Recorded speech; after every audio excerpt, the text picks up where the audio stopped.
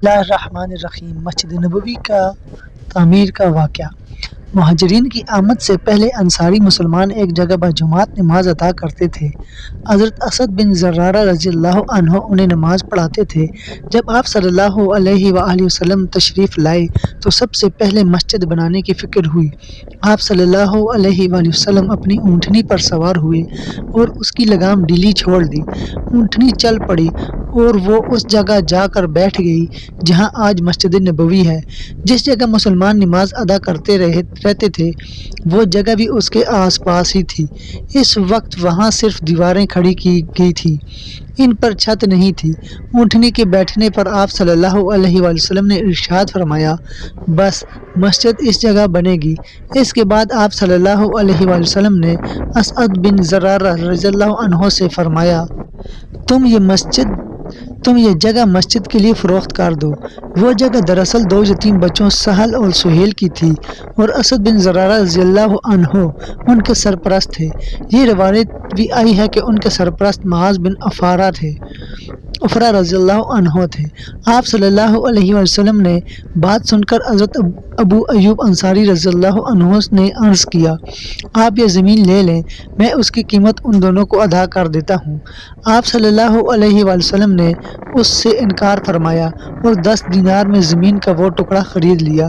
یہ قیمت حضرت ابوبکر صدیق رضی اللہ عنہ کے مال سے ادا کی گئی۔ واہ، کیا قسمت پائی ابوبکر صدیق رضی اللہ عنہ نے! قیامت تک مسجد نبوی کے نمازیوں کا ثواب ان کے نامہ مال میں لکھا جا رہا ہے۔ یہ روایت بھی ہے، آپ صلی اللہ علیہ وآلہ وسلم نے ان دونوں یتیم لڑکوں کو بلوایا، زمین کے سلسلے میں ان سے بات کی۔ ان دونوں نے عرض کیا، اے اللہ کے رسول، ہم یہ زمین ہدیہ کرتے ہیں۔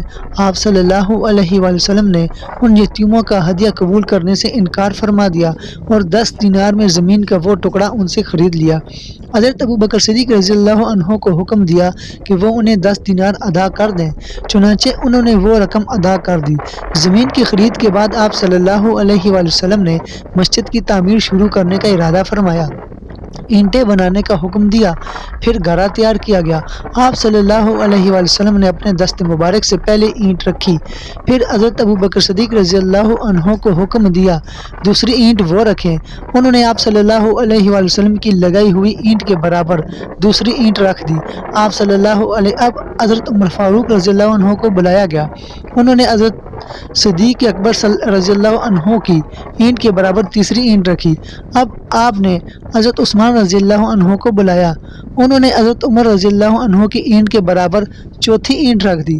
ساتھ ہی آپ صلی اللہ علیہ وآلہ وسلم نے ارشاد فرمایا، میرے بعد یہی خلیفہ ہوں گے۔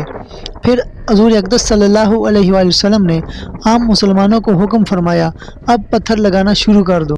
مسلمان پتھروں سے بنیادیں بھرنے لگے۔ بنیادیں تقریباً 3 ہاتھ 4.5 فٹ گہری تھیں۔ ان کے لیے اینٹوں کی تعمیر اٹھائی گئی۔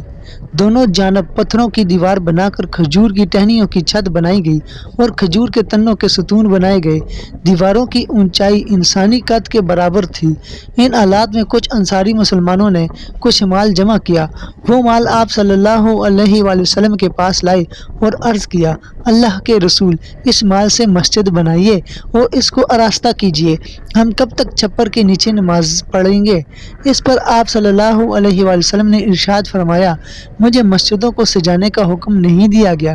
اسی سلسلے میں ایک اور حدیث کے الفاظ یہ ہیں، قیامت قائم ہونے کی ایک نشانی یہ ہے کہ لوگ مسجدوں میں آرائش اور ذبائح کرنے لگیں گے، جیسے یہود اور نصارہ اپنے کلیساؤں اور گرجوں میں زیب و زینت کرتے ہیں۔ مسجد نبوی کی چھت کھجور کی چھال اور پتوں کی تھی، اس پر تھوڑی سی مٹی تھی۔ جب بارش ہوتی تو پانی اندر ٹپکتا، یہ پانی مٹی ملا ہوتا، اس سے مسجد کے اندر کیچڑ ہو جاتا۔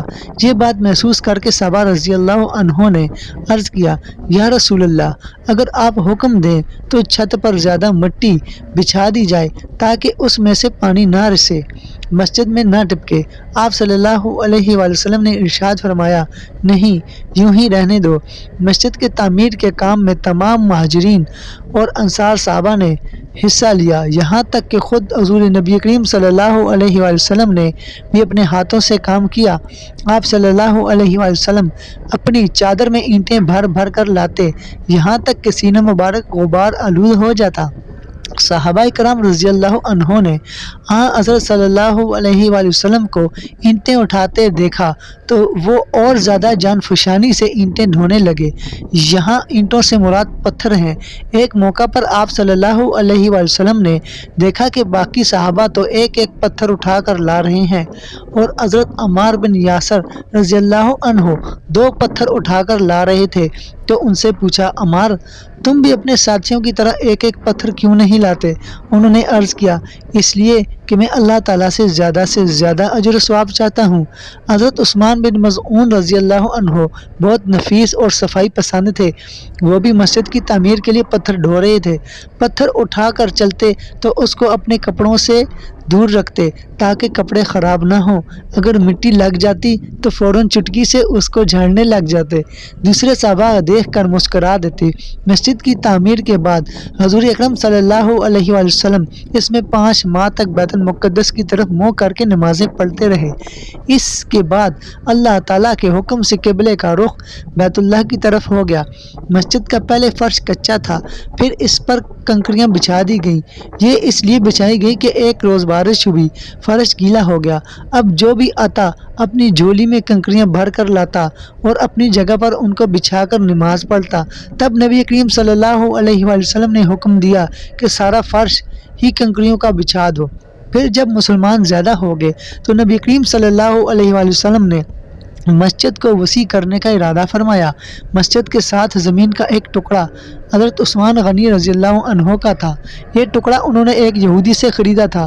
جب حضرت عثمان رضی اللہ عنہ کو معلوم ہوا کہ حضور صلی اللہ علیہ وآلہ وسلم مسجد کو وسیع کرنا چاہتے ہیں تو انہوں نے عرض کیا، اے اللہ کے رسول، آپ مجھ سے زمین کا یہ ٹکڑا جنت کے ایک مکان کے بدلے میں خرید لیں۔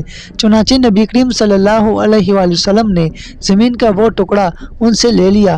مسجد نبوی کے بارے میں آپ صلی اللہ علیہ وآلہ وسلم نے ارشاد فرمایا، اگر میری یہ مسجد صنعاء کے مقام تک بھی بن جائے، یعنی اتنی وسیع ہو جائے، تو بھی یہ میری مسجد ہی رہے گی، یعنی مسجد نبوی ہی رہے گی۔ اس سے ظاہر ہو رہا ہے کہ آپ نے مسجد نبوی کی وسیع ہونے کی اطلاع پہلے ہی دے دی تھی، اور ہوا بھی یہی۔ بعد کے ادوار میں اس کی توسیع ہوتی رہی اور اس کا سلسلہ جاری ہے اور آگے بھی جاری رہے گا۔ مسجد نبوی کے ساتھ ہی سیدہ عائشہ صدیقہ رضی اللہ عنہا اور سیدہ سودا رضی اللہ عنہا کے لیے 2 حجرے بنائے گئے۔ یہ حجرے مسجد نبوی سے بالکل ملے ہوئے تھے۔ ان حجروں کی چھتیں بھی مسجد کی طرح کھجوروں کی چھال سے بنائی گئی تھی۔ مسجد نبوی کی تعمیر تک آپ صلی اللہ علیہ وآلہ وسلم حضرت ابو ایوب انصاری کے گھر میں قیام پذیر رہے۔ آپ صلی اللہ علیہ وآلہ وسلم نے ان کے مکان میں نچلی منزل میں قیام فرمایا تھا۔ حضرت ابو ایوب انصاری رضی اللہ عنہ اور ان کی بیوی نے آپ صلی اللہ علیہ وآلہ وسلم سے درخواست کی تھی، حضور آپ اوپر والی منزل میں قیام فرمائیں۔ اس پر آپ صلی اللہ علیہ وآلہ وسلم نے جواب میں فرمایا، مجھے نیچے ہی رہنے دیں، کیونکہ لوگ مجھ سے ملنے کے لیے آئیں گے، اسی میں سہولت رہے گی۔ حضرت ابو ایوب انصاری رضی اللہ عنہ فرماتے ہیں، ایک رات ہماری پانی کی گھڑیاں ٹوٹ گئیں، ہم گھبرا گئے، پانی نیچے نہ ٹپکنے لگے اور آپ صلی اللہ علیہ وآلہ وسلم کو پریشانی نہ ہو تو ہم نے فوراً اس پانی کو اپنے لحاف میں جذب کرنا شروع کر دیا، اور ہمارے پاس وہ ایک ہی لحاف تھا اور دن سردی کے تھے۔ اس کے بعد حضرت ابو ایوب انصاری رضی اللہ عنہ نے پھر آپ صلی اللہ علیہ وآلہ وسلم سے اوپر والی منزل پر قیام کرنے کی درخواست کی۔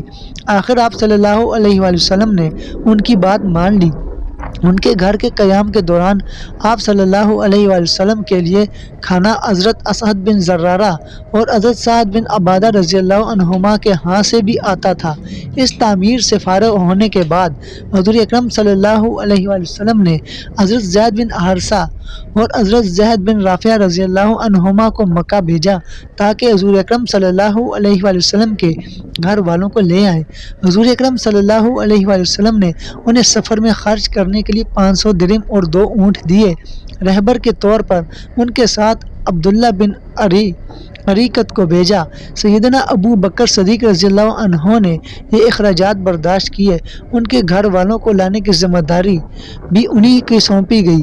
اس طرح یہ حضرات مکہ معظمہ سے آپ صلی اللہ علیہ وآلہ وسلم کی صاحبزادیوں حضرت فاطمہ رضی اللہ عنہا، حضرت ام کلثوم رضی اللہ عنہا کو حضرت صلی اللہ علیہ وآلہ وسلم کی اہلیہ محترمہ حضرت سودا بنت زمعہ رضی اللہ عنہا اور دائیہ ام ایمن رضی اللہ عنہا جو زید بن حارثہ کی اہلیہ تھی، اور ان کے بیٹے حضرت اسامہ بن زید کو رضی اللہ عنہ کو لے کر مدینہ منورہ آ گئے۔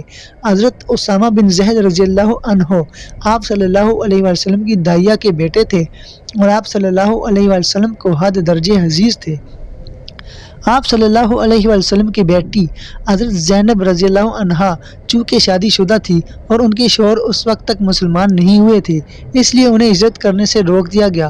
حضرت زینب رضی اللہ عنہا نے بعد میں ہجرت کی تھی اور اپنے شوہر کو کفر کی حالت میں ہی مکہ چھوڑ آئی تھی۔ ان کے شوہر ابو العاص بن ربیع رضی اللہ عنہ تھے۔ یہ غزوہ بدر کے موقع پر کافروں کے لشکر میں شامل ہوئے، گرفتار ہوئے، لیکن انہیں چھوڑ دیا گیا، پھر یہ مسلمان ہو گئے تھے۔ آپ صلی اللہ علیہ وآلہ وسلم کی چوتھی بیٹی حضرت رقیہ رضی اللہ عنہا اپنے شوہر حضرت عثمان رضی اللہ عنہ کے ساتھ پہلے ہی حبشہ ہجرت کر گئی تھی۔ یہ بعد میں حبشہ سے مدینہ پہنچے تھے۔ حضرت ابوبکر صدیق رضی اللہ عنہ کے گھر والے بھی ساتھ ہی مدینہ منورہ آ گئے۔ ان میں ان کی زوجہ محترمہ حضرت ام رومان، حضرت عائشہ صدیقہ رضی اللہ عنہ اور ان کی بہن حضرت اسماء رضی اللہ عنہا شامل تھی۔ حضرت ابوبکر صدیق رضی اللہ عنہ کے بیٹے حضرت عبداللہ بھی ساتھ آئے۔ حضرت ابوبکر صدیق کی زوجہ حضرت ام رومان رضی اللہ عنہا کے بارے میں نبی اکرم صلی اللہ علیہ وآلہ وسلم نے فرمایا تھا، جس شخص کو جنت کی حوروں میں سے کوئی حور دیکھنے کی خواہش ہو وہ ام رومان کو دیکھ لے۔ ہجرت کے اس سفر میں حضرت اسماء رضی اللہ عنہا کو مدینہ منورہ پہنچنے سے پہلے قباء میں ٹھہرنا پڑا۔ ان کے ہاں حضرت عبداللہ بن زبیر رضی اللہ عنہ پیدا ہوئے۔ بچے کی پیدائش کے بعد مدینہ پہنچی اور اپنا بچہ آپ صلی اللہ علیہ وآلہ وسلم کی گود میں برکت حاصل کرنے کے لیے پیش کیا۔ یہ ہجرت کے بعد مہاجرین کے ہاں پہلا بچہ تھا۔ ان کی پیدائش پر مسلمانوں کو بے حد خوشی ہوئی، کیونکہ کفار نے مشہور کر دیا تھا کہ جب سے رسول اللہ صلی اللہ علیہ وآلہ وسلم اور مہاجرین مدینہ آئے ہیں ان کے ہاں کوئی نرینہ اولاد نہیں ہوئی، کیونکہ ہم نے ان پر جادو کر دیا ہے۔ حضرت عبداللہ بن زبیر کی پیدائش پر ان لوگوں کی یہ بات غلط ثابت ہو گئی، اس لیے مسلمانوں کو بہت خوشی۔ دوستو یہاں پر ہماری ویڈیو مکمل ہو جاتی ہے۔ ہم نے جو پڑھا اور آپ دوستوں نے جو سنا، اللہ تعالیٰ اس کو قبول فرمائے، اور آپ دوستوں سے یہی کہوں گا کہ آپ اس کو لازمی شیئر کیا کریں ہماری ویڈیو کو، تاکہ آپ کو بھی اس کا ثواب مل سکے اور جتنے دوست دیکھیں گے ان کو بھی ثواب مل سکے۔ اور جتنے بھی دوست ہمارے ساتھ منسلک ہو رہے ہیں، اگر وہ یوٹیوب پر ہمارے اس ویڈیو کو دیکھ رہے ہیں تو ہمارے چینل کو سبسکرائب کریں، ساتھ ہی بیل آئیکن کو دبائیں اور آل نوٹیفیکیشن پر کلک کریں۔ اگر فیس بک پیج پر دیکھ رہے ہیں تو اس فیس بک پیج کو فالو کریں اور وہاں سے اپنے دوستوں کے ساتھ شیئر کیا کریں، تاکہ آپ کو اس کا مکمل پورا ثواب مل سکے۔ تو انشاءاللہ ملیں گے اگلی ویڈیو میں، تو آپ انتظار کیجیے۔ اپنا خیال رکھیے گا اور آپ سے اجازت چاہتے ہیں۔ اللہ حافظ۔ اللہم صلی علی محمد عبدک ورسولک وصلی علی المؤمنین والمؤمنات والمسلمین والمسلمات۔